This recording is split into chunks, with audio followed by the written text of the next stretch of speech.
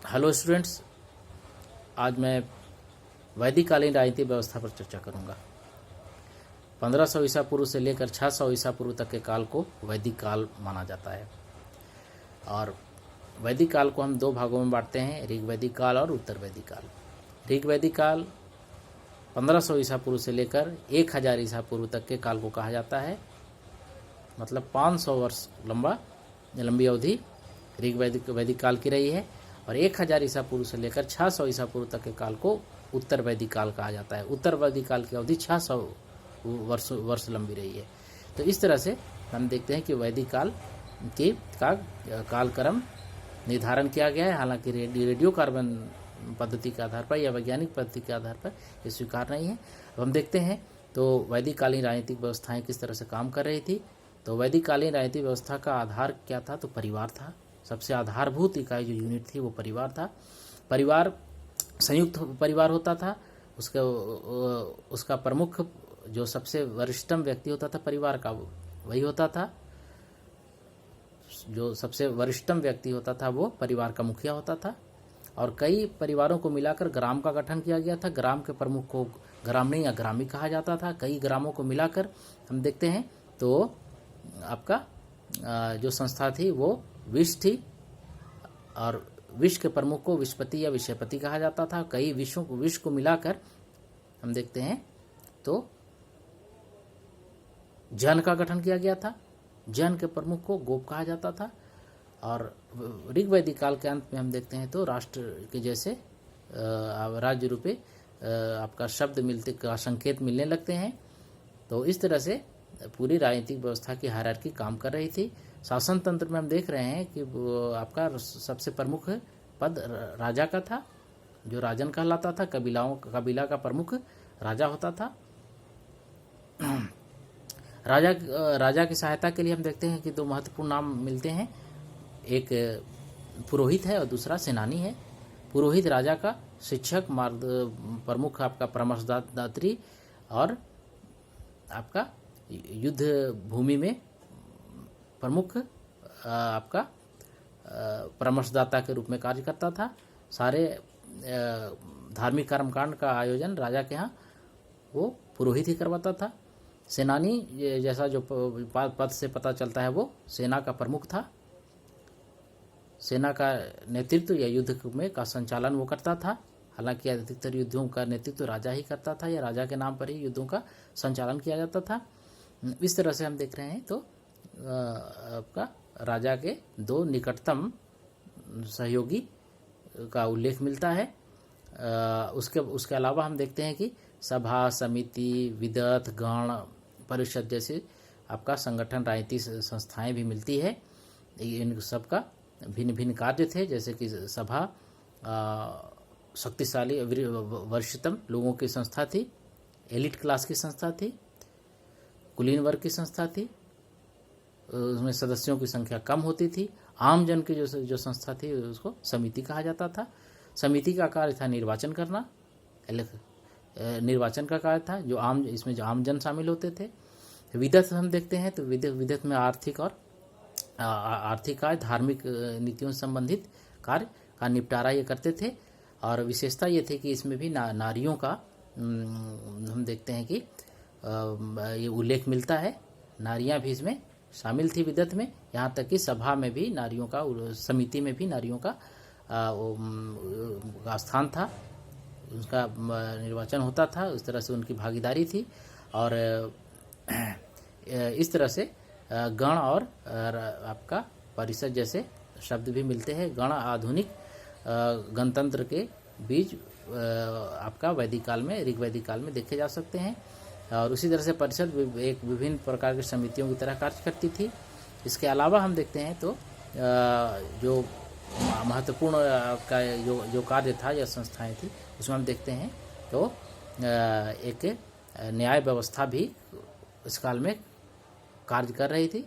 न्यायिक तंत्र में न्याय का प्रमुख कौन होता था? सबसे प्रमुख वो राजा ही होता था।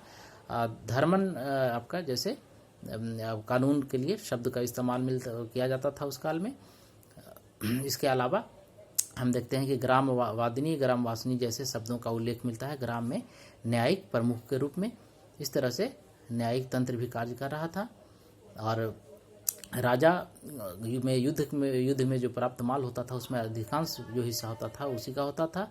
और जो कबीले के जो लोग होते थे राजा को भेंट स्वरूप स्वेच्छा से बलि नामक उपहार के रूप में आपका भेंट भी देते थे। तो इस तरह से पूर्व ऋग वैदिक कालीन राजनीतिक व्यवस्था कार्य कर रही थी। उत्तर वैदिक काल में हम देखते हैं कि इन संस्थाओं का अस्तित्व तो बना रहता है मगर बहुत सारे परिवर्तन भी देखने को मिलते हैं। मतलब निरंतरता और परिवर्तन के तत्व उत्तर वैदिक काल के राजनीतिक व्यवस्था की विशेषताएं रही है। उत्तर वैदिक काल में हम देख रहे हैं तो राजा के स्थिति में परिवर्तन आता है। वो इस रूप में हम देखते हैं तो राजा अब क्या था, राजत्व का सिद्धांत विकसित हो गया इस काल में। राजा का आप देख रहे हैं बड़े बड़े यज्ञ करने लगा, राजसूय यज्ञ, अश्वमेध यज्ञ करने लगा। राजा की शक्ति में वृद्धि होती है। राजा पहले से निरंकुश हो जाता है। जहाँ ऋग्वैदिक काल में राजा का निर्वाचन अधिकतर निर्वाचन का उल्लेख मिलता है, उत्तर वैदिक काल में हम देखते हैं कि वो आपका पैतृक रूप ले लेता है राजतंत्र। उसके अलावा हम देख रहे हैं तो उत्तर वैदिक काल में अन्य सारे संस्थाएं जिसमें से विदथ गण परस्पर जैसे संस्थाओं का उल्लेख मिलना बंद हो जाता है, मतलब विलुप्त हो जाती हैं संस्थाएं। सभा समितियों का अस्तित्व बना रहता है उत्तर वैदिक काल में, मगर ये भी उतनी शक्तिशाली नहीं रहती हैं। फिर भी राजा को नियंत्रित करने का प्रयास करती रहती हैं। इसके अलावा हम देखते हैं कि राजा पहले से अधिक निरंकुश हो जाता है, अधिक साम्राज्यवादी हो जाता है। और फिर हम देखते हैं कि नौकरशाही का एक नया रूप, अस्थायी रूप उत्तर वैदिक काल में देखने को मिलता है। जैसा कि शतपथ ब्राह्मण में उल्लेख मिलता है कि रत्नी नामक 12 अधिकारी उत्तर वैदिक काल में देखने को मिलते हैं। तो इस तरह से अस्थायी नौकरशाही का उदय उत्तर वैदिक काल में देखने को मिलता है। भिन्न भिन्न पदों में अधिकारियों की संख्या, भिन्न भिन्न पदों का भी आपका हम देखते हैं कि नए नए नाम उत्तर वैदिक काल में मिलते हैं। और इसके अलावा हम देखते हैं तो नौकरशाही का विस्तार होता है, तंत्र का नए नए पद मिलते हैं, राजस्व से संबंधित, सेना से संबंधित और अन्य आर्थिक पद हम देखते हैं, कल्याणकारी पद आपका उत्तर वैदिक काल में मिलते हैं नौकरशाही के।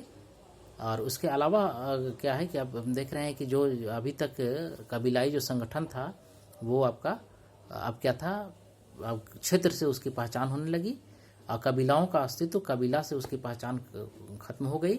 अब जो सामाजिक कार्य और राजनीतिक कार्य एक साथ जुड़े हुए थे, अब देखते हैं कि दोनों अलग अलग हो जाते हैं। राजनीतिक संस्थाएं अपना अस्तित्व पहचान बना लेती है। इस तरह से आपका उत्तर वैदिक कालीन समाज में परिवर्तन हमें राजनीतिक व्यवस्था में परिवर्तन देखने को हमें मिलता है। इसके अलावा हम देखते हैं तो अब क्या था कि ये जो राजतंत्र था वो पहले से निरंकुश हो गया। इसके अलावा हम देख रहे हैं तो अब आपका राजा की पहचान उसके एक भू क्षेत्र से होने लगी। राजा में हम देखते हैं कि अपनी शक्ति में वृद्धि कर लेता है राजा। और इस तरह से अब बहुत सारी और जो संस्थाएं थी और जो राजनीतिक संगठन था वो पूर्ववत कार्य करता रहा। न्याय के क्षेत्र में हम देखते हैं कि न्याय का प्रमुख राजा अभी भी बना रहा। न्याय का सर्वोच्च सत्ता राजा का था, अंतिम निर्णय राजा ही करता था। मगर हम देखते हैं तो अस्थपति नामक न्यायाधीश के भी पद का उल्लेख उत्तर वैदिक काल में मिलता है। ग्रामवादिन जैसे पद हम देखते हैं कि ग्राम में न्याय का कार्य करते थे, इसका उल्लेख मिलता है। तो इस तरह से न्यायिक व्यवस्था में हम देख रहे हैं कि कुछ परिवर्तन और निरंतरता दोनों है और अपराधों की संख्या में वृद्धि हो जाती है। हम देखते हैं कि दंड का जो तरीका था या अपराधी को प्रताड़ित करने का तरीका था वो बना रहता है, जिसमें हम देखते हैं कि ट्रायल बाय ऑर्डियल का विधान जो ऋग वैदिक काल में था वो उत्तर वैदिक काल में भी बना रहा। और इस तरह से राजनीतिक संस्थाएं कार्य करती रही और यही आपका वैदिक कालीन राजनीतिक संस्थाएं आधुनिक लोकतंत्र की, आधुनिक जनतांत्रिक व्यवस्था की आरंभिक रूप हम उस काल में देखते हैं जो आज डेवलप करके आधुनिक रूप ले सका। और आधुनिक जो शासन व्यवस्था है उसका आरंभ हम वैदिक काल में ही देखते हैं। धन्यवाद।